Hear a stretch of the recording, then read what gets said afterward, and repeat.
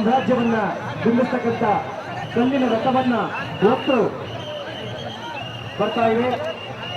ವಿಜಯ ಎನ್ನಿಸತಕ್ಕಂಥ ಕಲ್ಲಿನ ರಥದ ಸ್ತಬ್ಧಚಿತ್ರ ಈಗಷ್ಟೇ ವೇದಿಕೆ ಮುಂಭಾಗದಿಂದ ಸಾಗ್ತಾ ಇದೆ.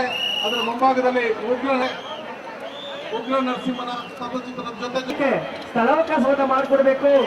ಮುಟ್ಟು ರಕ್ತಗಳನ್ನ ಮಾರಾಟ ಮಾಡತಕ್ಕಂಥ ಸ್ತಬ್ಧಚಿತ್ರ ಬರ್ತಾ ಇದೆ.